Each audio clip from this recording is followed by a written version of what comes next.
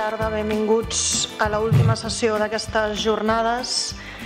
Aquesta última sessió tindrà format de taula rodona i ens hem plantejat, ens hem proposat intentar posar sobre la taula propostes per prevenir conflictes, no tant des d'una perspectiva de la societat civil, que evidentment mobilitzats tenim molta força, però costa bastant, sinó sobre aquells que de fet tenen en les seves mans la gestió de la pau i la gestió dels conflictes a nivell internacional, que són els estats. Per tant, la idea és plantejar-nos què poden fer els estats per prevenir, sobretot per prevenir els conflictes, per contenir-los quan estan emergent, per evitar-los i, en tot cas, si no hi ha altra opció quan esclaten, doncs per reconduir la situació, per restablir les bases per a una pau. I crec que és interessant que el plantejament el fem nosaltres, perquè, de fet, el Mediterrani segurament seria l'escenari geogràfic idoni per plantejar aquestes preguntes, donat que ens trobem en l'àrea del món en què és més evident i més flagrant la desigualtat, en l'àrea del món on es veu d'una manera més paradigmàtica el concepte d'aquestes polítiques militaristes impulsades pels estats entre els exportadors i els importadors d'armes, l'àrea del món on les polítiques de prevenció de drets humans, tant per part dels règims no democràtics com per part dels règims democràtics, ens plantegen més preguntes. I, en tot cas, segurament l'àrea del món on en l'actual crisi de refugiats, l'actual conflicte al voltant dels refugiats ens planteja també la dicotomia que emergeix quan parlem de prevenir conflictes, que és el xoc que suposo a vegades evident entre, per una banda, els interessos a curt termini entre el que els governs voldrien i la necessitat de garantir uns interessos a llarg termini, que són els difícils de gestionar, que són el que les societats, els pobles, els estats per se haurien de o voldrien. Tenim amb nosaltres a dos analistes, a dos assessors, a dos consultors. A la meva dreta el Sergio Maideu, és llicenciat en Història i amb un postgrau com a agent de desenvolupament internacional. És col·laborador en diversos centres de recerca i mitjans de comunicació i és especialista en anàlisi de conflictes armats, seguretat i estudis humanitaris. Jo de tots dos us recomano que el seguiu al Twitter, aprendreu molt, aprendreu moltíssim. I a la meva esquerra tenim l'Eduard Soler, que és politòleg i doctor en Relacions Internacionals, especialista, entre moltes altres coses, en relacions euromediterrànies, en evolució política al nord d'Àfrica i al Magreb, a cooperació en matèria de seguretat a la Mediterrània, és professor a l'IBEI, professor de Relacions Internacionals a la Ramon Llull, a la Blanquerna, i també ha estat assessor del Ministeri, per exemple, o de la Generalitat, i és membre de l'Observatori de Política Exterior Espanyola i del Fòrum d'Investigació del Món Àrab i Musulmà. I així, per començar el debat, els demanaria, ja que assessoren, ja que proposen, ja que analitzen, quines són les seves propostes, quines creuen que podrien ser exemples de bones pràctiques en la prevenció de conflictes per part dels estats. I començant, si voleu, pel nostre. Doncs el primer que... Gràcies a Montse, gràcies a Fundipau i a Blanquerna també per acollir-nos. El primer pensament que em va venir al cap quan vaig llegir la pregunta que guiava la taula rodona i que heu vist tots en el programa era què pot fer un estat per prevenir els conflictes i promoure la seguretat i la pau.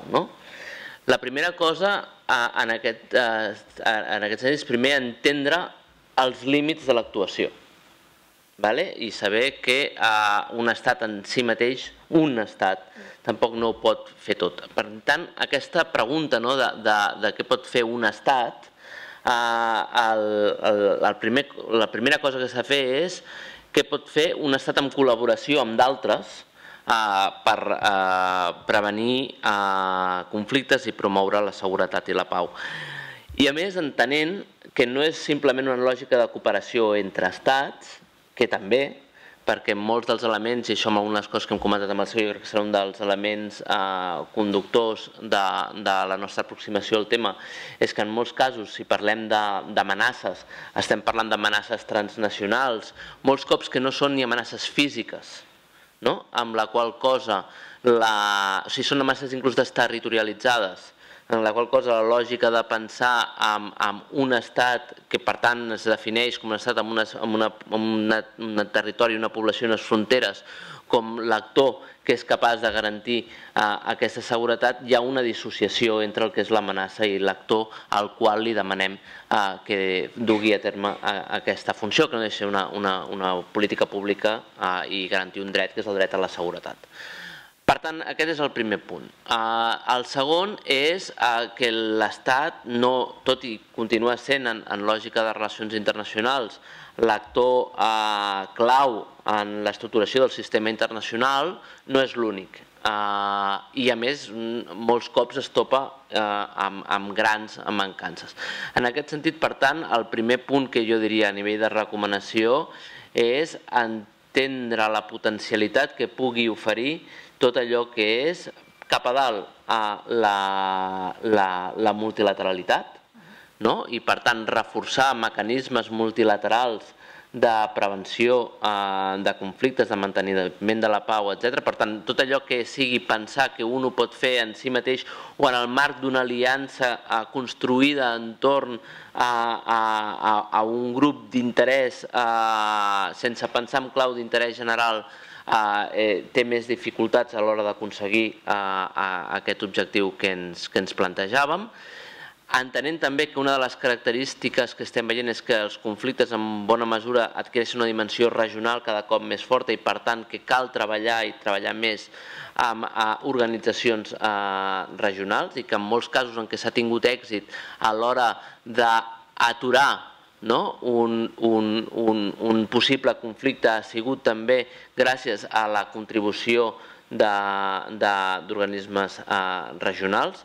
Poso un exemple d'una àrea que no és la meva, segurament perquè en la meva àrea, en l'àrea mediterrània, les organitzacions regionals no són gaire exitoses, però va ser els volts del Nadal de l'any passat, on vam viure tota la situació política a Gàmbia, que hagués sigut un conflicte d'aquests que Gàmbia hagués pogut escalar, però diguem-ne que hi va haver una voluntat per part de les estructures regionals i de diferents actors a l'Àfrica Occidental de no deixar que això passés.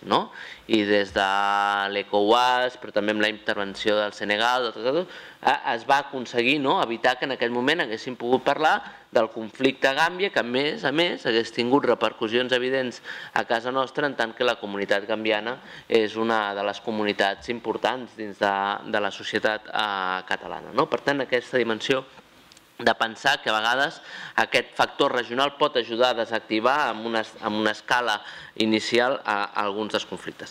Però també cal mirar cap a baix, i una de les dinàmiques, aquí sí que puc pensar més en clau de Mediterrània, on estem, és un dels elements de moda, si voleu, és veure el paper que tenen actors locals, local councils, ajuntaments i diferents mecanismes locals per evitar en alguns moments que els conflictes calin, i això ho hem vist en alguns espais molt concrets a Líbia, però també en menor mesura o en menor èxit a Síria, però en tot cas també per evitar que la situació humanitària degeneri, i per tant això també és un element important, i en alguns casos també hem vist els ajuntaments o actors electes locals en moments en què a vegades la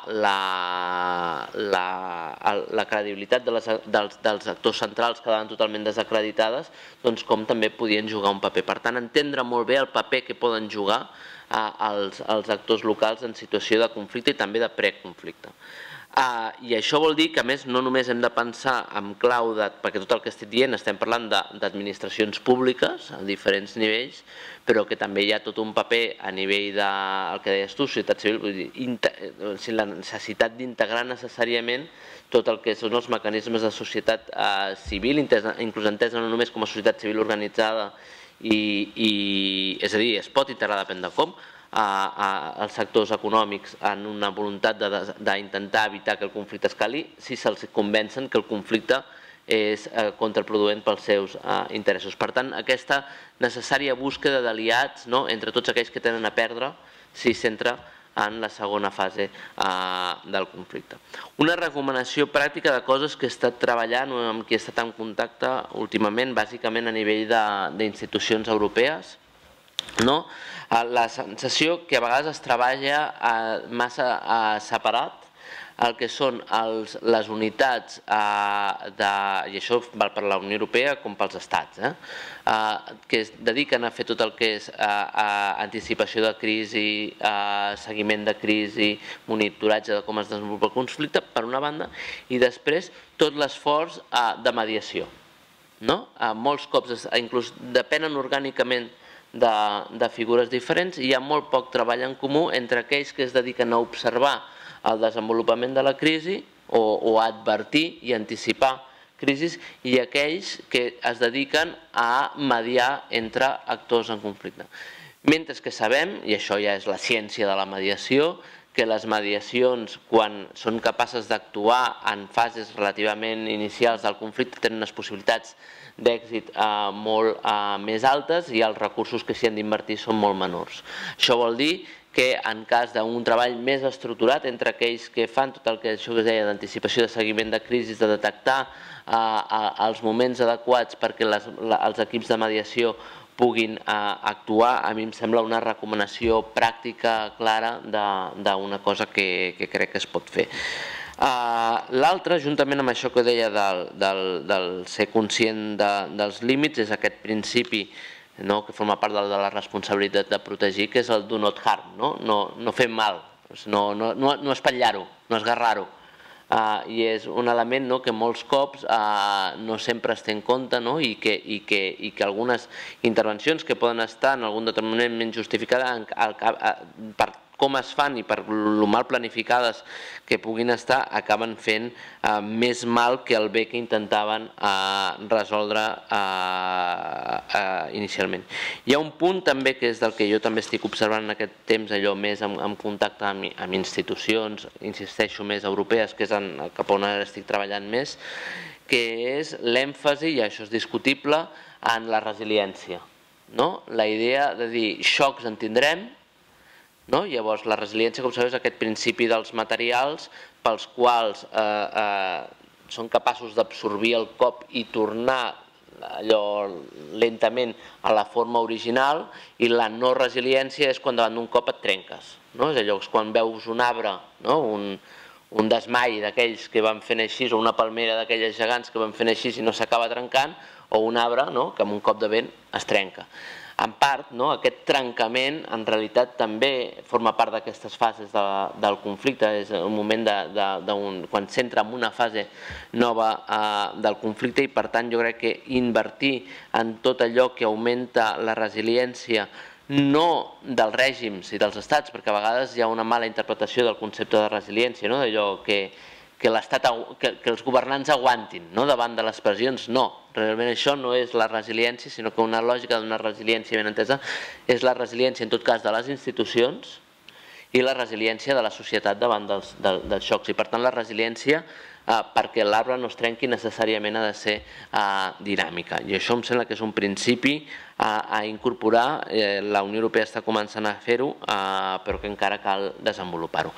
I l'últim punt, i no és la resposta màgica i segurament és el repte que tenim, no l'últim, 2 punts més que tenim pendents, és l'entendre el que s'ha fet malament. O sigui, jo crec que encara necessitem més ciència, d'alguna forma, d'entendre millor encara les dinàmiques del conflicte. És a dir, en aquest moment seria una qüestió rellevant, i veig que aquí hi ha amics a la sala que podrien contribuir fins i tot més que jo, és a dir, en quin moment, quan s'hagués pogut intentar aturar el conflicte a Síria o evitar que escalés a la següent fase, quines coses s'haguessin pogut fer, i pensar, en cas que s'hagués fet, quines ramificacions hagués pogut tenir, etc. I entendre que hi ha coses que, a més, que no les arribes a poder evitar, però sí que sempre hi ha un marge per evitar, o sigui, per reduir la intensitat, per mitigar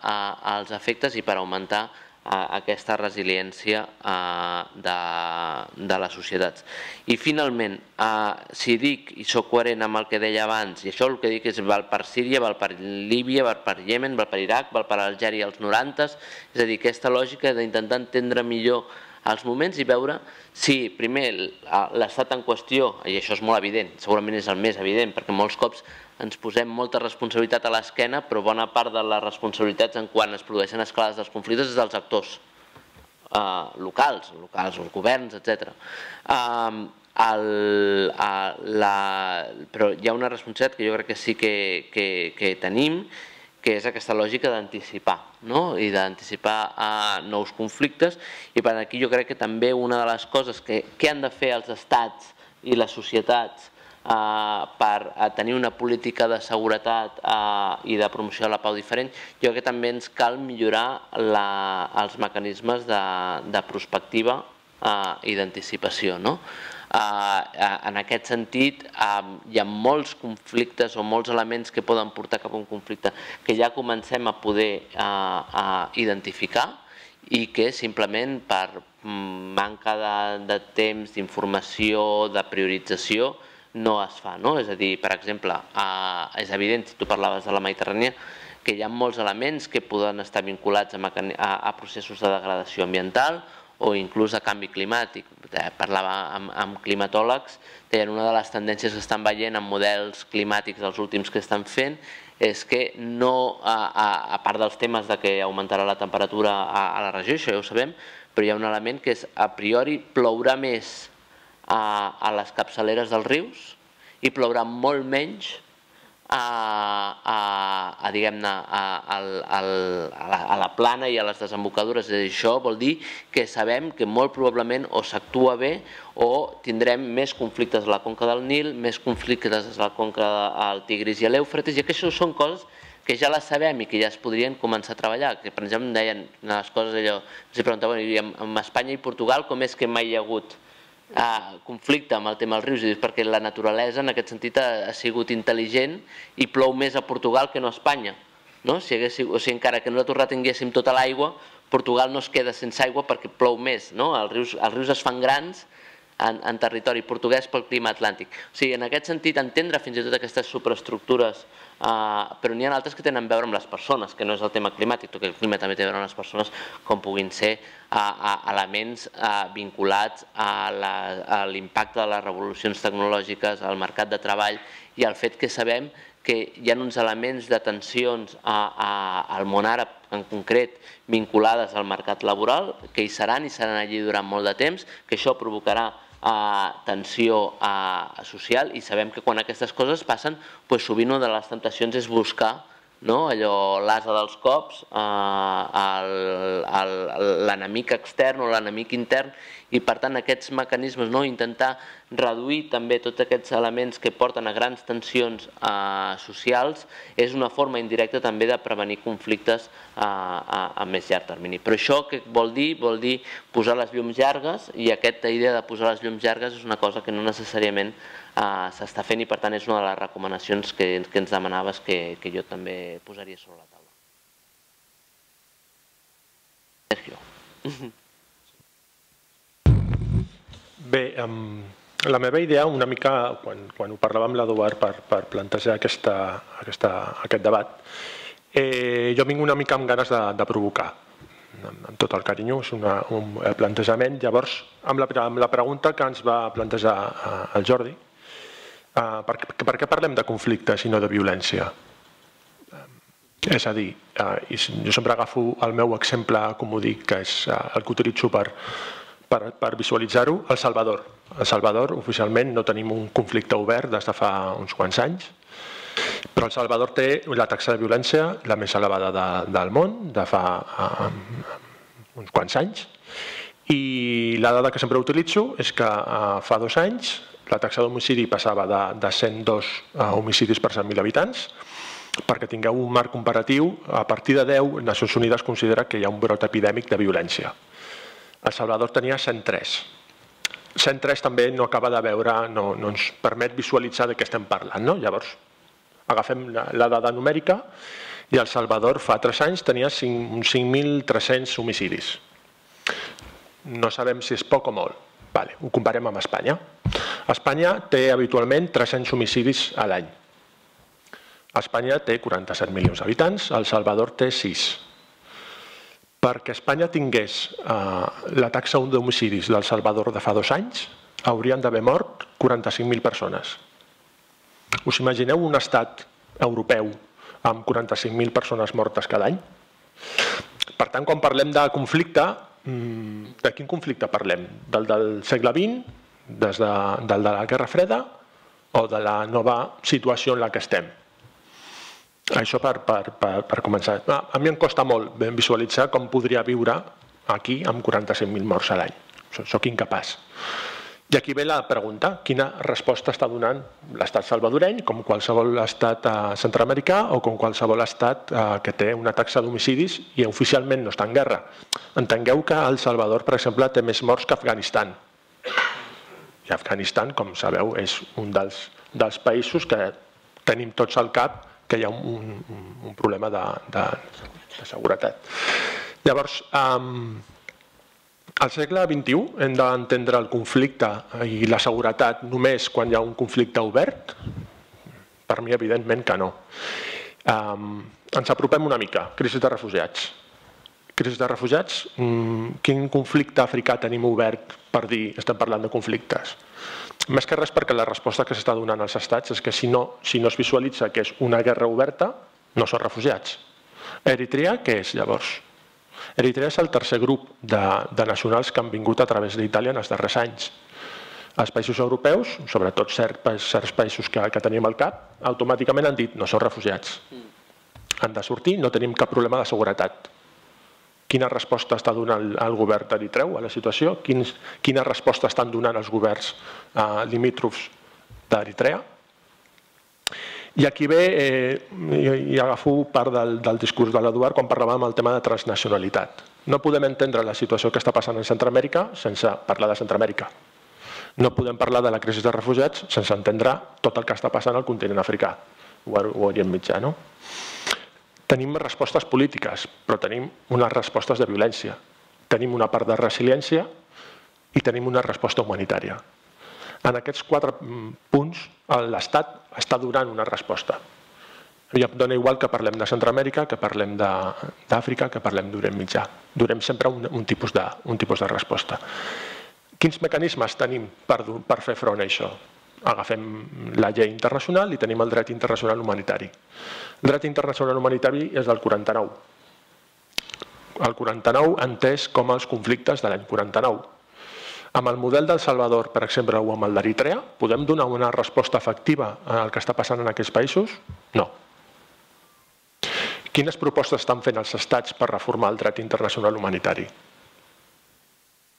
Quin país, quin govern, quin líder està parlant d'això obertament? Per què no es fa? No interessa? No se sap que hi ha un problema evident i que és necessari donar una resposta? Això no vol dir que el dret internacional humanitari no sigui una resposta efectiva. Ho és. Ha salvat milions de vides.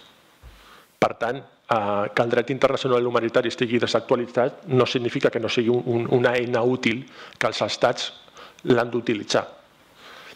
El problema a la crisi de refugiats, o el que està passant a Centroamèrica, o Síria, Afganistan, és que aquest dret internacional humanitari no s'està utilitzant bé.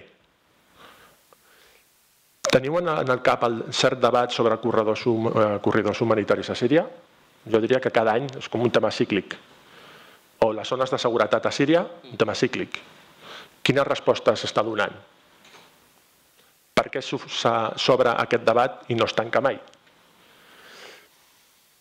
Quan al principi us parlava del tema de violència, jo soc dels que prefereix actualment parlar més de violència que no més parlar de conflictes. Això que em considero un teòric analista de conflictes. Però per aquesta necessitat d'intentar trencar els esquemes per poder parlar de coses de les quals no podries parlar.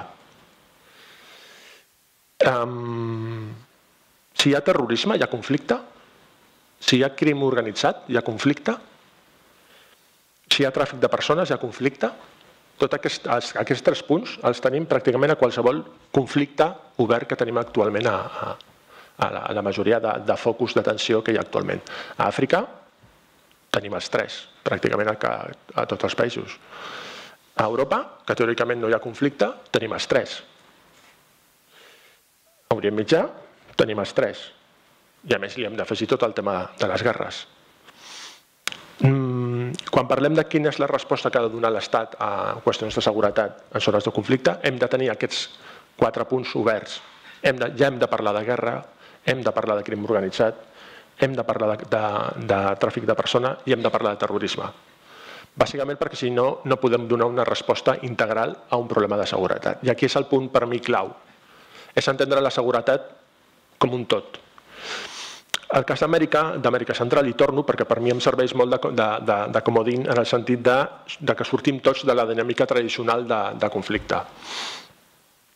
Quin tipus de resposta estem donant a una regió on tenim d'aquests 4 elements que us deia, 3 menys el tema de terrorisme, que de moment no el tenim, quina resposta està donant a un problema de seguretat entès que actualment implica, en el cas d'El Salvador, el segon nivell de violència a nivell mundial. Securització. És l'única resposta que s'està donant. I aquí és on ve la part aquesta de per què l'Estat, jo li vull donar la volta en negatiu, per què l'Estat està responent a un problema de seguretat amb més seguretat. I jo aquí agafo 4 elements que per mi són claus en el sentit de concebre l'Estat com un tot i una conseqüència molt òbvia que la podem traslladar ja sigui a Amèrica Llatina, Àfrica, Europa, Orient Mitjà. El paper de la política. El paper de la política, ja li podem dir El Salvador, Eritrea, Gàmbia, Síria, deriva en corrupció. La corrupció afecta a totes les polítiques de seguretat que s'estan donant. El paper de la policia. La policia, teòricament, és el que ha de permetre garantir la seguretat interna de cada país. Quin problema té la policia en la majoria d'aquests països que us he mencionat? Corrupció o crímens d'estat? Em dona igual que sigui un conflicte, que sigui una situació de violència generalitzada. Tercer element, el paper de la justícia. La justícia és clau per poder donar una resposta efectiva, sobretot a nivell de societat civil, en temes de seguretat. Per una senzilla raó. I només cal dir una paraula, impunitat. En el cas de Síria tenim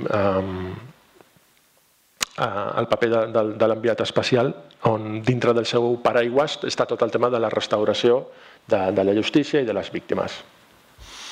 En el cas d'El Salvador, una taxa molt evident, el 97% dels homicidis que hi ha cada any queden impunes. Quina resposta podem exigir a un estat quan el 97% dels crims que es fan no tenen cap resposta? Per tant, aquí entrem a la part que comentaves abans, Montse, el tema de la societat civil. Quin paper pot tenir la societat civil quan sap que tot el que li està passant no té cap aquest punt de justícia? Vaig al quart punt, que per mi és clau, no només en el cas de Centroamèrica, sinó en molts espais que jo crec que només sortir al carrer, si anem a plaça Catalunya ho veureu. La militarització de l'espai públic. Aquesta és una resposta que està donant l'Estat a un problema de seguretat. Aquí de moment no hem arribat als nivells d'Amèrica Llatina. Qualsevol de vosaltres que heu estat a Centroamèrica doncs és molt habitual pujar a un autobús públic i tenir el militar dins de l'autobús, o quan vas a una escola tenir-lo a la porta, o quan vas a un parc amb els teus fills tenir-lo dins del parc. És un model, evidentment, que a nosaltres ens xoca, però allà a Amèrica Llatina està molt naturalitzat. I aquí, per mi, és, diguem-ne, el risc que estem tenint a Europa actualment, que és que normalitzem una situació que no és normal. I l'exemple clar és França. L'estat d'excepció és, com el seu nom indica, una excepció, però aquí s'està convertint en una regla. La pregunta és, per què l'Estat està mantenint un estat d'excepció? No té mecanismes suficients com per donar una resposta de seguretat a un problema de terrorisme, per exemple? Us parlava de 4 elements i ara us dic que una de les conseqüències per mi molt evident, que el tenim, insisteixo, a Amèrica Llatina, Àfrica, Orient Mitjà, que és el tema de les migracions forçades. Quina resposta estan donant els estats a un problema de seguretat relacionat amb les migracions forçades? I aquí enllaço fàcilment amb la famosa crisi de refugiats. L'Eduard parlava del tema de prospectiva, que per mi és l'element clau a l'hora de demanar una resposta efectiva de qualsevol estat i govern a un problema de seguretat. I la meva resposta té un nom, que és Etiòpia. A Etiòpia actualment tens, diguem-ne, jo tinc la meva teoria que Etiòpia pot convertir-se en un estat no fallit, però diguem-ne que actualment és un dels punts més calents. Per 3 raons. La primera, per el que us comentava, el tema de migracions forçades. Etiòpia s'ha convertit ara en un punt d'entrada de pràcticament tots els conflictes regionals. En segon lloc, Etiòpia, com a país, té un problema polític, que està derivant en una situació de tensió que pot desembocar més a saber què. I la tercera, que està directament relacionat amb una cosa que deies abans, Eduard, que és el tema del clima com a nou model de conflicte. Jo li trauria la part de nou i ho deixaria com a model, perquè al final ens agrada molt a nosaltres parlar de nous models de violència, i ja els tenim aquí tots. El cas d'Etiòpia, per exemple, és un dels exemples clars de que hi ha un problema de clima evident, que se sap fa molt de temps que està succeint i que la comunitat internacional no està donant una resposta. Per tant, després no ens queixem que a Etiòpia hi ha un problema. És com, hola. Per mi la crisi de refugiats va ser una oportunitat perduda per donar una resposta bona a una situació que sabíem tots, els que més o menys seguíem una mica el tema, que sabia que estava passant. És a dir, la crisi de refugiats, quan sentim els nostres líders parlar que la crisi de refugiats ha estat una gran novetat, sempre els dic el mateix, novetat per tu, però diguem-ne, la crisi de refugiats feia molts anys que estava passant a Àfrica, en certa mesura també a Orient Mitjà, però a Àfrica era molt evident que tot el centre d'Àfrica portava anys acumulant, entre cometes, un nombre important de refugiats. I jo sempre fico l'exemple evident de Dadaab, que és el camp de refugiats més antic del món, és dels anys 90. És com, ostres, diguem-ne, la crisi de refugiats nova, jo diria que no gaire. I l'altre punt, que aquí sempre em recordo sempre de l'Eduard, és que jo sempre dic que la crisi de refugiats no és una crisi siriana. És, diguem-ne, l'altre mantra que tenim dels nostres dirigents europeus. Llavors, davant d'una crisi que portava molts anys que s'estava produint, molts anys abans de la guerra de Líbia, de l'esclat de la guerra de Síria, quina és la resposta que han estat donant els estats a una situació que tots coneixíem? I aquí ve la part una mica, i responent a la pregunta que ens plantejaves, què poden fer els estats? I ho enllaço directament amb la crisi de refugiats i una mica amb el tema d'Amèrica Llatina. Darrerament, un dels exemples, conferència de donants. Les darreres setmanes, no sé si va ser la setmana passada o l'anterior, a Uganda va haver-hi d'aquestes grans conferències internacionals de recollida de fons, perquè Uganda actualment és el país que està patint més la crisi de refugiats de Sudan del Sud. Us fico Uganda, com podria parlar de Iemen, podria parlar de Síria, podria parlar d'Afganistan. Tenim una llista una mica interminable de conferències de donants i em costa molt trobar una conferència de donant que hagi servit per alguna cosa. Una proposta que us faig de què pot fer un estat és donar els diners que es compromet a donar. Una cosa tan òbvia com aquesta no es fa. I ho enllaço una altra vegada amb el tema de prospectiva. Si algú de vosaltres és com jo, que li dona per trastejar una mica les webs per exemple, l'ACNUR té una web molt estupenda per seguir una mica les dades de les crisis de refugiats, tenen sempre la fotografia de les donacions que reben per fer front a aquestes crisis. 20%, 15%, 30%. No sé. Si ens queixem que estan venint aquí i sempre diem la solució a la crisi de refugiats és que no vinguin. És que si només donem un 15% dels fons que es necessiten, potser és una mica lògic que vinguin. Una proposta que us faig, que és la conferència de donants, doncs malauradament us puc dir que no funciona. La segona, embargament d'armes. Jo no parlaré d'aquests temes perquè si no algun dels que esteu aquí davant em renyaríeu, sobretot perquè sabeu molt més que jo, però el tema d'embargaments d'armes és per mi de primer de bàsica. Què podem demanar als estats? No vendre armes. Ho fem? Tercer punt. Visats humanitaris. Demanem que no vinguin a Europa. Trump està demanant que no vagin als Estats Units.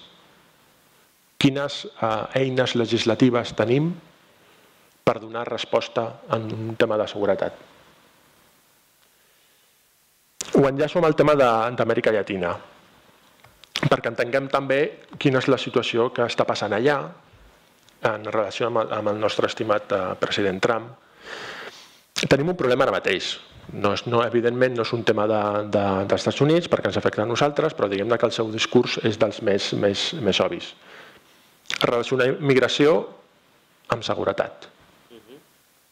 La resposta que estem donant nosaltres, o la resposta que està donant sobretot el president Trump, a banda de relacionar una cosa amb l'altra, primer, estem pujant fronteres, les estem fent cada vegada més altes, estem criminalitzant a un col·lectiu concret i per mi el que és més greu, no estem donant una resposta realment al problema de seguretat teòricament del qual estem parlant. És a dir, quan el president Trump està dient que les ciutats nord-americanes són cada vegada més insegures i que la culpa la té la immigració centroamericana o els mexicans, aquí entrem en aquesta fase dels fake news. Només cal trastejar les seves pròpies fonts, diguem-ne, policia de Chicago, policia de Nova York, policia de Los Angeles, i un pot veure que hi ha un problema de violència, i això és un fet. En algunes ciutats sí, en Detroit, Baltimore, i us fico exemples que podríem traslladar també a Europa. Quan estem fent aquest plantejament, primer estem creant un problema de seguretat interior. El problema és que no ens donem compte que això és un problema de seguretat interior. Quan criminalitzem a la pròpia ciutadania, a la pròpia nostra ciutadania, estem dient que nosaltres tenim un problema de seguretat interior per culpa d'uns altres. Quina és la resposta que està donant el govern en aquesta situació? El problema és cap, més que res perquè és el govern el que està acusant aquesta pròpia part de la seva ciutadania. Tornant al punt de què està fent, per exemple, la societat civil, aquí a casa tenim un exemple molt evident, que és el tema de la ciutat de refugi. Un govern que no és estatal està donant una resposta, no puc dir efectiva perquè les polítiques d'immigració ja sabem que és de competència estatal, però sí que hi ha una voluntat política per donar una resposta. Per mi seria l'exemple de que es poden fer millor les coses, però cal tenir els mecanismes per donar-li una resposta. I ja per acabar, jo crec que no podem entendre quina és la resposta que es pot donar als problemes de seguretat que hi ha actualment en el món sense entendre, primer, que ja, com deia l'Eduard, ja no podem parlar d'un problema de seguretat nacional, sinó que ja hem de parlar sempre de transnacionalitat. No podem parlar del que està passant a Centroamèrica sense entendre que el problema de les pandilles que hi ha actualment a Centroamèrica el tenim a Itàlia, per exemple. No podem entendre que el problema de violència generat pel narcotràfic el tenim també a casa nostra. No podem entendre que el crim organitzat, tal com el tenim entès, que està passant al nord d'Àfrica, també ens afecta a nosaltres directament. I, evidentment, no podem entendre que els conflictes clàssics, tal com els entenem, primer, no podem donar una resposta com a propi país, bàsicament perquè l'únic país o els dos únics països que tenen capacitat per fer-ho, un és els Estats Units, i ja estan veient quina és la política de Trump respecte a aquesta situació, sinó que hem de donar una resposta multilateral com estaves plantejant. I més enllà d'aquest problema de transnacionalitat, el que cal, i és el que jo crec que encara estem molt lluny de que els estats ho entenguin, és que hem de començar a donar respostes en polítiques integrals que englobin no només una resposta de seguretat al problema real de seguretat que estem tenint, sinó quina és la resposta que estem donant a la ciutadania i a la societat civil. I us fico un exemple molt clar. no podem esperar que les nostres presons es converteixin en una caixa per ficar-hi gent. I us fico un exemple molt clar relacionat amb temes de violència o temes de crim organitzat o temes de tràfic de persones. En el cas dels conflictes oberts, evidentment és una altra derivació, però us volia ficar aquest exemple de les presons, que jo crec que el podem entendre molt millor, en el sentit que no podem esperar una resposta de l'Estat si el propi Estat no dona una resposta a aquelles persones que són causants d'aquesta violència. I jo crec que ho deixaria aquí perquè així crec que seria bo obrir el debat.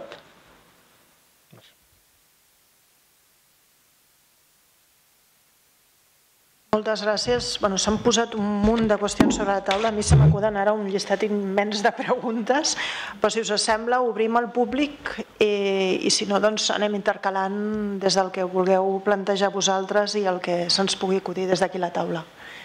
Hi ha algú que vulgui començar?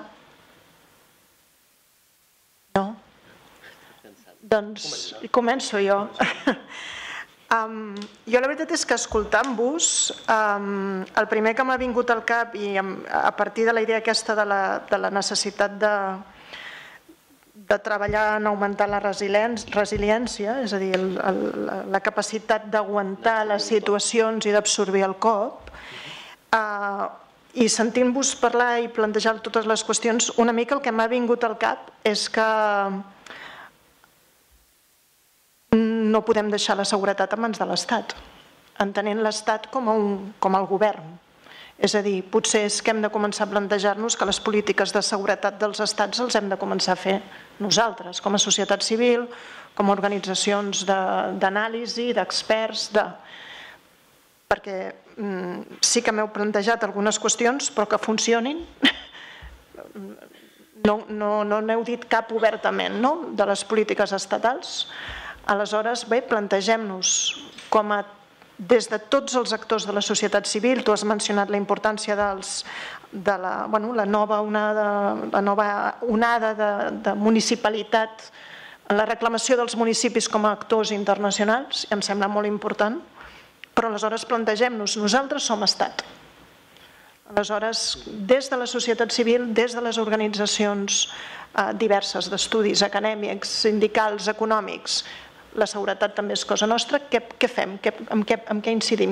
Quines serien les nostres propostes de polítiques de seguretat? Què podem fer? També és un element interessant del que el Sergio m'ha fet pensar. Generalment, quan es parla també de conflictes o de...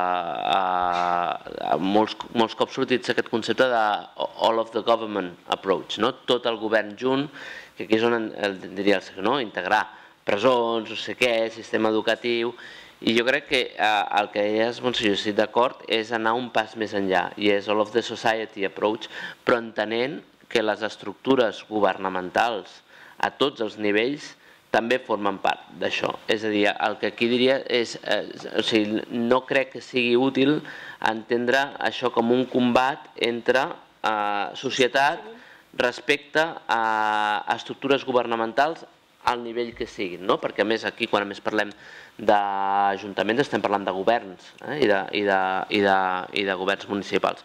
Però jo crec que sí que hi ha molt de marge per recórrer en aquest treball més integrat. Primer, que els estats han de fer els deures que a ells els correspon, assumint de moment ja el de all of the government approach. S'han fet algunes experiències més exitoses que d'altres, però jo crec que hi ha aquest altre element que sí que...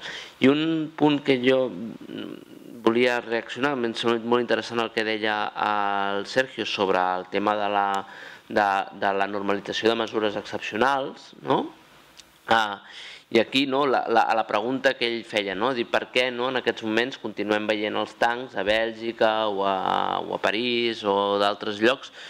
Jo la resposta, no sé vosaltres què en diríeu, és per la por que tenen els governants a la reacció que tindrien per part d'altres forces polítiques el dia que hi hagi un atemptat setmanes o mesos després d'haver retirat els tancs.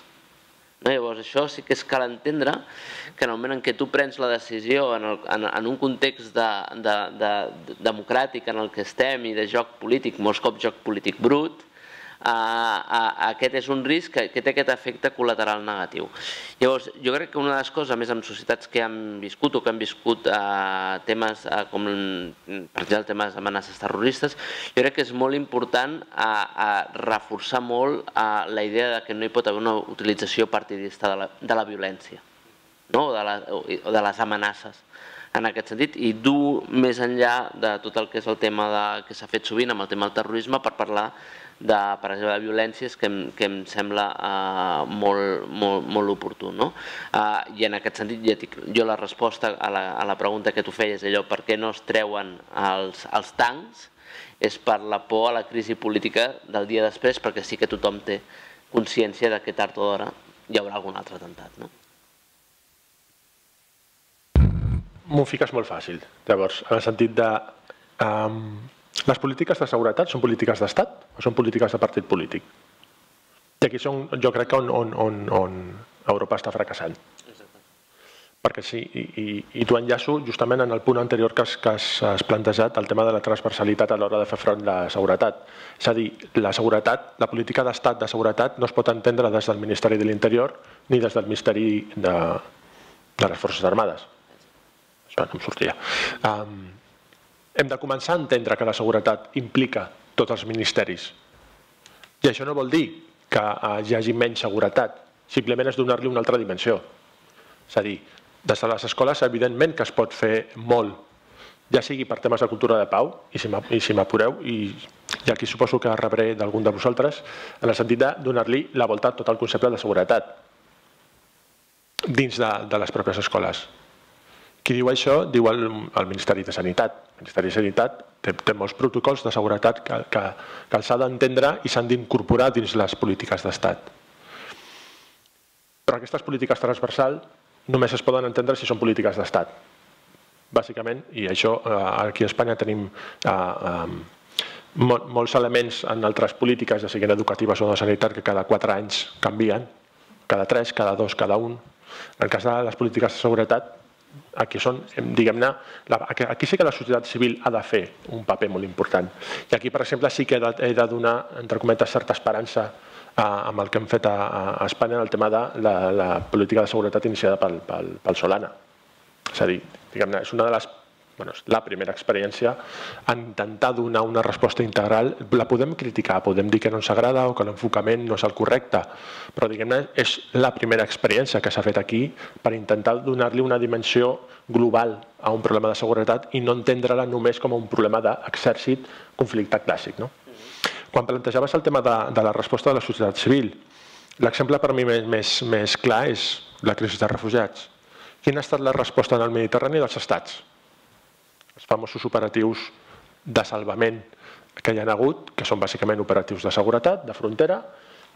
Tenim els exemples que hi ha hagut i que, de fet, l'únic que han fet i la resposta que ha donat darrerament als estats ha estat, entre cometes, retirar les patrulles que hi havia al Mediterrani per apropar-les a territori italià, perquè entenien que el problema que hi havia al Mediterrani era un problema de seguretat, no era un problema humanitari. I quina ha estat la resposta de la societat civil? Open Arms, MOAS, Creu Roja... Aquí la societat civil jo crec que sí que ha donat una resposta humanitària a un problema de seguretat. I aquí entrem en el tema del conflicte. Qui té raó? L'Estat o la societat civil? I aquí són, crec, que en algun moment ens haurem d'entendre. I ens haurem d'entendre perquè és l'única forma de sortir d'això. És a dir, les polítiques de seguretat són de l'Estat, però l'Estat sense societat civil no tenen cap sentit.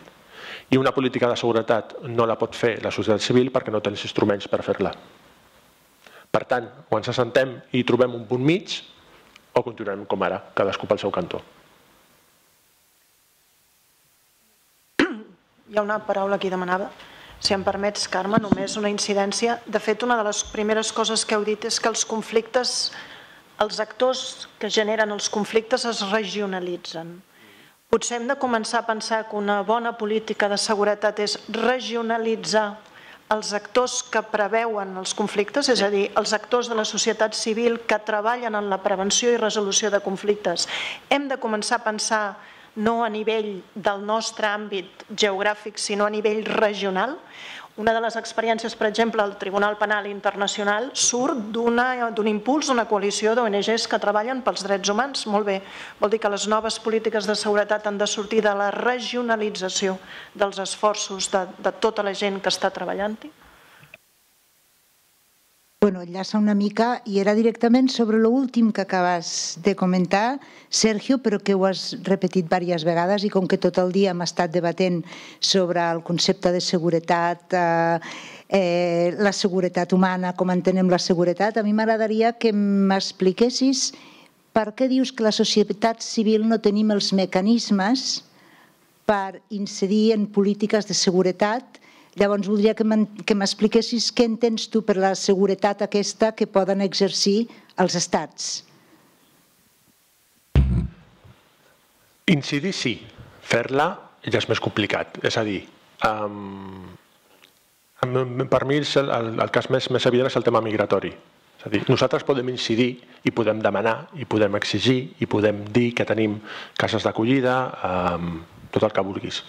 Però la política l'exerceix l'Estat. I aquí és un exemple molt gràfic per entendre una mica el meu plantejament a l'hora de dir què és el que podem fer. Amèrica Llatina. La societat civil sí que pot donar suport a tots els moviments migratoris que hi ha actualment, de desplaçats d'Amèrica Central cap als Estats Units que estan fugint d'un problema de violència. Podem donar tot el suport, però qui obre la frontera dels Estats Units és el govern. Podem incidir perquè això canviï? Sí. La podem canviar? No depèn de nosaltres. Depèn de nosaltres si canviem el govern.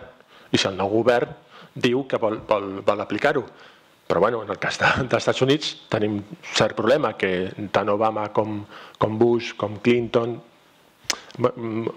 Clar, o sigui, en tot cas, nosaltres podem plantejar el model de seguretat que volem.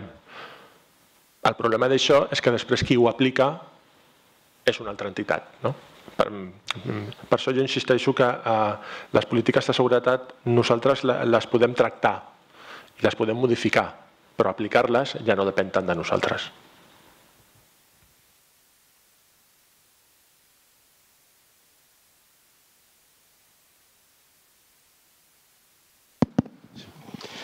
Hola, m'han agradat molt les dues intervencions, ara les tinc totes al cap i tinc una mica de lío, però bueno, estic intentant dissenyar una pregunta.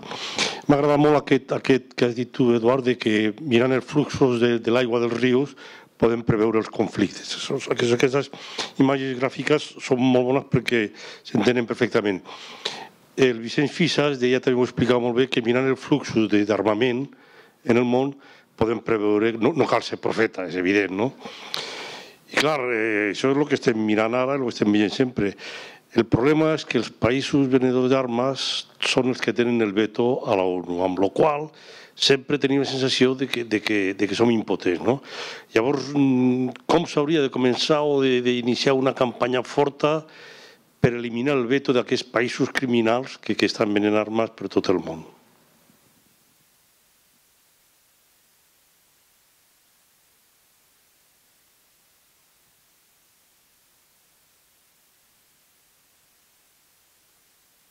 Sí, gràcies per totes les reflexions, etc. I una cosa que a mi em sembla fundamental, que és una de les dimensions de la responsibility to protect, que és la responsibility to rebuild. O sigui, que jo penso que, sincerament, la prevenció de tot conflicte comença a partir del dia 1 en què s'acaba, un conflicte sempre tarda molt en acabar-se, no? I quina... Creieu que està suficientment valoritzat quan veiem intervencions a Líbia o la situació a Iraq i Afganistan que seguim tenint avui després d'intervencions? No és aquest un dels factors principals a tenir en compte en quant a la prevenció i que també s'ajunta amb la importància dels organismes regionals, perquè clarament a nivell estatal tenim potser masses interessos per construir una pau durable. Però no és la responsibility to rebuild justament el punt de partida de tota prevenció de conflicte?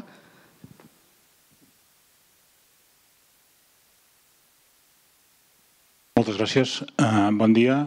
Bona tarda ja, a aquesta hora, tot i que els lingüistes diuen que hem de dir bon dia durant tot el dia.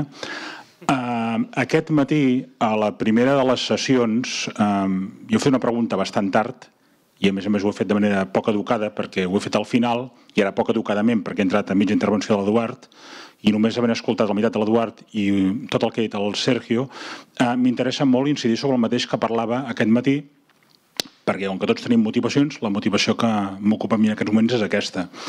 La jornada sobre si és possible una altra política de seguretat ens estem plantejant respostes des del món de l'acadèmia, des del món de les ONGs, des de les idees i els conceptes. I concretament la pregunta de la taula que clou la jornada és que què poden fer els estats per garantir seguretat i pau, etc. Jo crec, al meu entendre, no satisfà la part, diguem-ne, no analítica, no des de les propostes, sinó des de lo plausible, allò que és factible. Dit d'una altra manera, jo us demanaria, si podíeu contestar de manera una mica escueta, què podem fer perquè els estats facin? És a dir, les propostes que heu posat sobre la taula, el Sergio en donava algunes d'EGB, deia deixar de vendre armes, per exemple, o complir, que els estats compleixin allò que es comprometen en aquestes cimeres internacionals. Jo encara ho afegiria que hi hagués un organisme que es dediqués a fer anàlisi d'execució del nivell de liquidació de tots aquests compromisos. Una cimera només sobre això seria molt interessant. Sinó com fem que totes aquestes propostes tinguin algun element de possibilitat real en funció de que els actors estatals, els governs, se sentin interpel·lats. A dia d'avui, pel que sembla, les propostes del món de l'acadèmia, de les ONGs, no és suficientment, diguem-ne, competitiu perquè se sentin interpel·lats. Se senten interpel·lats des d'un punt de vista, diguem-ne, analític i intel·lectual, però electoralment no se senten interpel·lats. En quant a massa social crítica que els exigeixi que facin algunes d'aquestes coses, no se senten interpel·lats. On vull anar a parar? Aquest matí, una de les preguntes aconseguia una resposta molt interessant. Se'm deia, cal construir un nou relat. Un nou relat al voltant de la seguretat. Perquè el concepte de seguretat és un concepte que s'associa a una sèrie de valors i de receptes que no generen seguretat, o si més no, està demostrat que generen molta inseguretat. Construir una nova narrativa és factible també?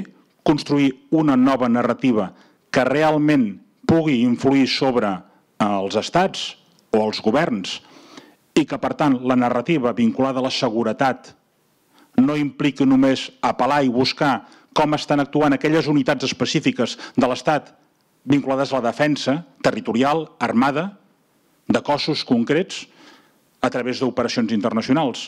Com podem modificar aquesta narrativa? Com podem canviar alguns d'aquests conceptes, vincular-los a d'altres conceptes i construir un nou relat que faci efectiu que els governs realment se sentin interpel·lats?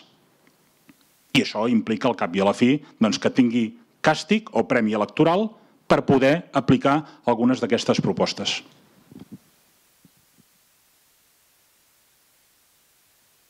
Bueno, David, diguem-ne que podria dir-te que no tinc la resposta i no tinc cap problema en dir-ho. I et diria per què.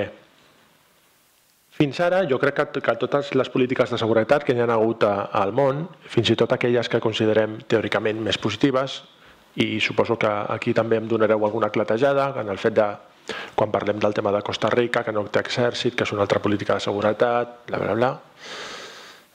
Costa Rica té una taxa actualment d'homicidis epidèmica. Llavors, el plantejament que puc fer-me només veient aquesta dada és la política de seguretat del teòric país que no té exèrcit i que és un model de referència per molts de nosaltres a l'hora de plantejar un altre plantejament en polítiques de seguretat, funciona o no funciona? Si m'he d'agafar amb aquesta dada, no. Llavors canvio la pregunta. Quin és el 5è o el 6è, ara no sabria dir-te, país del món que té una taxa d'homicidis més baixa? Espanya. Podem dir que Espanya té un model de seguretat de referència? No. Per tant, la resposta que podria donar-te és depèn de A, de quin país en parlis, o de l'entorn geogràfic, o B, del punt focal del que tinguis, que és seguretat. Torno a fer un altre plantejament. La seguretat li podem donar una volta i dir que l'entenem com un problema de salut pública. Et serveix? No com a relat, però vull dir, quan jo us plantejava al principi que hem de donar una resposta integral als problemes de seguretat, no entenent la seguretat com un problema, sinó també com una oportunitat, perquè al final l'única forma que una societat pacífica evolucioni és que sigui evidentment pacífica, i això és un tema de seguretat també bàsica. Si ho entenem com un tema de salut, ho compres? És a dir, les polítiques que hi ha actualment a Amèrica Llatina intenten donar una resposta de salut pública, que evidentment sabem que no funciona. No funciona perquè no estan fent polítiques de salut pública, estan fent polítiques reactives. Si aconseguim realment arribar a fer efectiva el que implica una política de salut pública respecte a la seguretat, et serveix? El problema és que no tenim experiències que hagin funcionat i que tinguem elements amb una mica d'anàlisi com per dir que això funciona. Per tant, jo et diria que no em serveix, però jo t'estic ficant elements que tinc al cap d'eines que molts de nosaltres utilitzem a l'hora d'intentar fer un altre plantejament de seguretat. I per això he començat durant la resposta que no tinc una resposta, perquè realment no la tinc. El tema és que podem, o plantejaves, de quina manera podem interpel·lar l'Estat? Ja em dona igual el tipus de govern. Que vols interpel·lar l'Estat o vols interpel·lar el govern? Per això us feia el plantejament de què entenem per seguretat? Un problema d'Estat o un problema de govern? Perquè llavors les nostres energies han d'estar focalitzades cap a una o una altra. O sigui, a mi m'interessa molt més que el primer debat sigui que entenguem que les polítiques de seguretat són un problema d'Estat, perquè si el meu receptor ho veu de forma diferent, jo ja el puc interpel·lar que ell pensa que li dona igual. Per mi l'objectiu, un dels primers, i sé que això implica perdre temps, i soc conscient, però és que si no, jo no sé a qui he d'interpel·lar. Per mi és bàsic saber que estem parlant de polítiques d'Estat, no estem parlant de polítiques de govern. Evidentment, això té un problema, que és el que et deia, de passar el temps i moltes vegades tenim pressa a l'hora de poder fer front a determinats conflictes, a determinades situacions de violència. Però és que jo crec que el que primer hem de fer és focalitzar el debat. Si no el focalitzem, no sé si vols dir alguna cosa, Eduard, respecte a això. Sí? Estic intentant acabar d'ordenar les idees. La primera, i enllaço aquí, perquè aniré juntant coses. La pregunta de la Montse i del David sobre, la primera és el que fer i la pregunta de la Montse és hem d'actuar amb xarxes regionals, entenent aquí, per exemple, en clau europea, entenent que la nostra regió, si parlem en clau, això és la Unió Europea.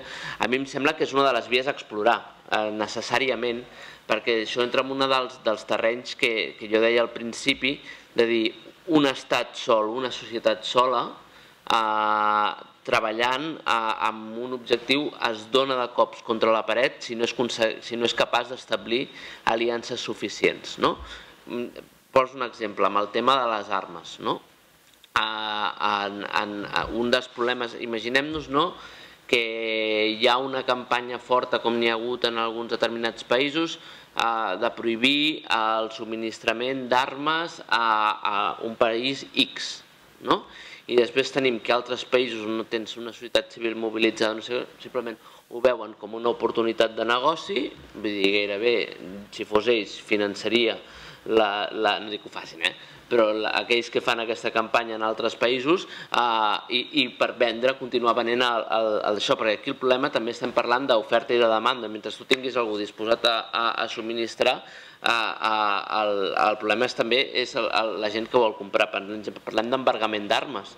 Embargament d'armes a Síria, tenint en compte que Rússia està subministrant totes les armes que vol, a més les hi paguen, perquè no és allò que a vegades diu els russos estan donant armes, no, les hi compren amb finançament iranià. Per tant, en aquest sentit, o es aconsegueix establir mecanismes gairebé que ja no són regionals sinó globals de pressió, o la cosa és difícil. És difícil, llavors simplement és allò de dir, bueno, faig coses perquè considero que és el que cal fer, però sense mesurar les expectatives en el sentit de dir, sabent que el meu impacte pot ser petit o pot ser marginal en la dinàmica del conflicte.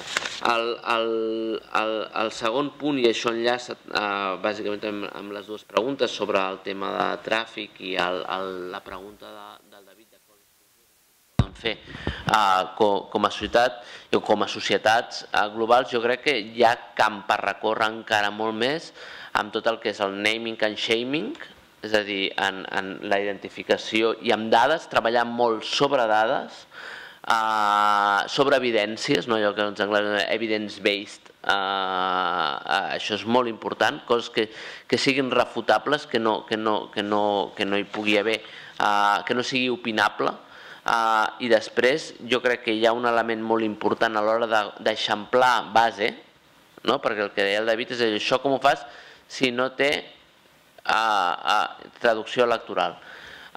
Jo crec que aquí un dels elements sobre els que s'ha d'incidir més, tenint en compte que molta gent es mou por lo mío, que hay de lo mío, i en funció de la butxaca, treballant molt més tot el que és l'anàlisi sobre el cost de les violències. I intentar dir el que ens gastem en això, si ho dediquéssim a vivendes socials, haguéssim pogut, i evidentment que la gent no està disposada a dir no, treu la policia del carrer o tanca presons, però sí que et permet dir la necessitat de treballar estructuralment per poder després garantir una sèrie de serveis millor i això en el cas nostre, que a més el que gastem en seguretat no és excessiu, però posem-nos en altres llocs on a més hi ha unes necessitats econòmiques importants. Penséssim en Rússia, què gasta? Rússia té un problema, que és que l'única forma en què estan immersos en la cadena global de valor és venent armes, no venen res més. Llavors ja gairebé és molt més complicat. Segurament no és el cas més evident on això es pugui situar, però hi ha altres casos on sí. És a dir, aquests diners que en aquests moments estem retirant perquè estem tallant subsidis, perquè no s'està invertint en educació, quan ens estem gastant en mantenir unes estructures de seguretat sovint obsoletes. Llavors jo crec que aquí insistim molt en el cost de les violències, però per això necessites un treball fet per economistes, que aquí ja no tant pots anar en la lògica de la societat civil, sinó que necessita això evidence-based, i és el moment on eixamplar camps per incorporar no només moviments socials, sinó també fins i tot allò, organitzacions empresarials, altres empreses, és a dir, un dels elements jo crec estructurals és que, i això ho hem vist molts cops, estats o fins i tot corporacions locals es poden veure mogudes per la necessitat de mantenir llocs d'ocupació en la indústria de la defensa. Cadis. Per tant, aquí hi ha tota una feina a fer, també, o bé en el reciclatge de la indústria de la defensa cap a elements que no siguin letals, per dir-ho d'alguna forma, però després, és a dir, podem imaginar-nos una empresa que passés de fer mines antipersona a fer mecanismes de desminatge i que continués fent una bona factura i podent mantenir empleats els treballadors. Jo crec que això ja és un treball del que jo no en sé, perquè no en sé d'indústria de defensa, però jo crec que s'ha de treballar també. Hi ha elements en què no pots anar completament contra això, sinó que has de pensar en com reciclar la indústria de defensa. Aquest és un element que jo crec que sí que és a treballar i ja dic, sabent que jo no en sé com per dir-ho. Sobre l'element sobre el rebuilding com a part de l'estratègia de prevenció, clar, jo no el veig tant com a part de l'estratègia, perquè si ja estàs parlant del rebuilding, en el sentit que ja s'ha produït la destrucció, vol dir que ja fas tard, no? El tema és, en tot cas, com evitar a vegades és que reprengui, no? Però, i en tot cas sí que hi ha molts elements més connectats amb el que deies, amb el cas de Líbia, que és que estan de calaix de fer l'anàlisi, de dir tot el que s'ha fet malament, no? El fet, per exemple, que la gent en aquest moment a Líbia cobri un sou molt més alt que el de qualsevol persona que treballi com a mestre o simplement pel fet d'estar integrat dins d'una milícia i que per estar integrat dins d'una milícia només et val a dir i que algú avali dir que ha lluitat contra Gaddafi, realment tots aquests... Però clar, això s'ha fet... Hi ha una part de responsabilitat molt important per part de la comunitat internacional, evidentment, i per part d'estats membres individuals, que en el moment en què s'acaba la caiguda de Gaddafi diu, bueno, anem a fer negoci, i anem a treballar individualment amb cadascun dels actors i sense cap tipus de coordinació entre ells, però després ja, en el cas de Líbia, hi ha un element molt bèstia també de responsabilitat de les autoritats i dels moviments polítics de Líbia de dir, no, això ja està fet, ja no necessitem ajuda, i que cada cop que els venien els de Nacions Unides a dir, escolta, hauríeu... que ja som grandets, no volem ser un protectorat com Kosovo, no necessitem la vostra ajuda. És a dir, que jo crec que hem d'examinar també responsabilitats a molts nivells, però si per exemple mirem aquests casos, tant Líbia com inclús Iraq després de la caiguda de Saddam, jo crec que un dels elements fonamentals és ser capaços de diferenciar règim d'institucions. És a dir, el desmantellament d'un règim no pot implicar el desmantellament de les institucions, perquè llavors en aquest element del rebuilding sí que comences des d'unes bases molt febles en què més probablement t'has llançat al buit en el que aquests mecanismes de resiliència que també et dona tenir unes institucions fortes. És unes coses apassionants quan parles en aquests moments amb sirians i que et diuen, com encara ara i després de 6 anys de violència i del nivell de morts i això, que són capaços de diferenciar règim d'institucions. I això, per exemple, a mi em dona una certa imatge de que hi ha un punt aquí de reconstrucció, de rebuilding a Síria important que no s'ha de perdre de vista. I per tant, com aquest dia tard o d'hora vindrà, una de les feines que ja cal començar a fer és treballar en aquesta clau i diferenciar molt clarament això, la lògica del règim de la lògica d'institucions. I hi ha un element, ja no es forma part de les preguntes, però que em venia parlant de refugiats i de les converses que hem tingut durant tots aquests anys, hi ha una cosa que diu, és que això és posar un pedaç, molts cops, i jo sempre he pensat que clar, el problema no és que posis un pedaç, perquè evidentment quan et talles el pedaç l'has de posar. El problema és quan no vas més enllà del pedaç. El problema és quan et poses la tirita i penses que allò ja està i se t'infecta. I això entra dins d'aquesta lògica de dir una cosa és la resposta ràpida i l'altre problema és el tenir una visió més àmplia, més anticipatòria, més global. I en aquest sentit jo crec que en aquests moments ens estem dedicant a posar molts pedaços i a veure poc el diagnòstic general del problema, que jo crec que ve donat per una frustració col·lectiva, perquè a més com a societat podem fer una cosa, després quan et veus els que estan a l'altra banda és que ells també se senten impotents. I aquesta idea de la impotència nostra, llavors tu ara demà vas a parlar amb algú que està treballant al Ministeri de Defensa portuguès, per dir alguna cosa, i que el Magreb per ells és essencial. I bueno, senyors, vostès del Ministeri portuguès, què poden fer? Diu, és que no puc fer res. Llavors, jo crec que aquesta sensació d'impotència porta en molts casos també a reaccions molt de curt termini, molt de pedaç. Llavors, d'alguna forma cal, i això jo crec que forma part d'aquest treball conjunt, societat, institucions, estat, amb tots els elements, a entendre que sí que treballant conjuntament segurament es pot fer més, no? I superar el síndrome de la impotència, que et porta a simplement posar el pedaç. Alguna pregunta més? No? Jordi.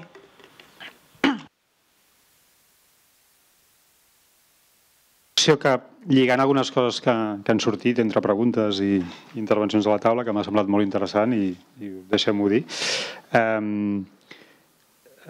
És un exemple més o menys entre cometes en positiu, no en tenim moltíssims, però un exemple més o menys en positiu per veure que els estats poden fer coses, que els estats tenen responsabilitat per fer coses i que per tant més enllà que facin bé o no, jo penso que l'imaginari que hem de provocar és que poden fer més coses les que fan, no? I poden fer-ho millor del que fan, més enllà que el present sigui realment decebedor.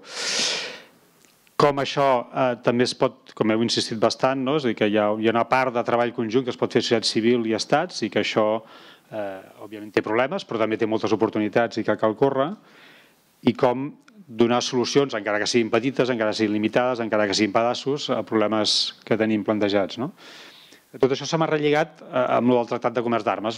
És una problemàtica existent, una proliferació brutal d'armes que ho estem patint constantment, amb impactes gravíssims sobre poblacions, sobre comunitats, sobre societats, una irresponsabilització global de dir, bueno, això passa, etcètera, un clam de societat civil que durant molts anys està insistint que això s'ha de regular, etcètera. Una part d'estats que juguen a favor d'això i que per tant se sumen a aquest carro, per tant un treball conjunt podem veure entre una part de societat civil i una part d'estats. Per tant, una part d'estats que tenen una certa voluntat política, una certa mirada de responsabilitat col·lectiva, i com això al final es tradueix en un tractat que té moltes limitacions i ara no hi entrarem, però en tot cas és una nova realitat que incideix en el present i que d'alguna manera, quan estàvem plantejant, és a dir, com arreglar les coses que passen, doncs nous instruments jurídics internacionals d'ambició col·lectiva poden suposar intents de gestionar una realitat amb altres paràmetres, com en aquest cas posar límits, posar restriccions, posar criteris a un comerç d'armes que fins ara era absolutament descontrolat i sense cap mena de límit. Bé, són coses en aquest sentit i que a més podem dir que d'alguna manera la societat civil en aquest cas ha ajudat a construir una política pública de societat col·lectiva, entre cometes, amb totes les limitacions. Bé, en la mesura que això es pugui replicar en altres àmbits, en altres casos, que la societat civil sigui capaç de fer aquests processos i de fer-ne seguiment, perquè tots sabem que qualsevol llei i qualsevol cosa, si no hi ha un seguiment a sobre, pot quedar inalvis. Doncs bé, d'alguna manera per mi seria com un petit exemple d'alguns d'aquests temes que heu estat comentant, relligats i entre moltes cometes en positiu del que podria passar.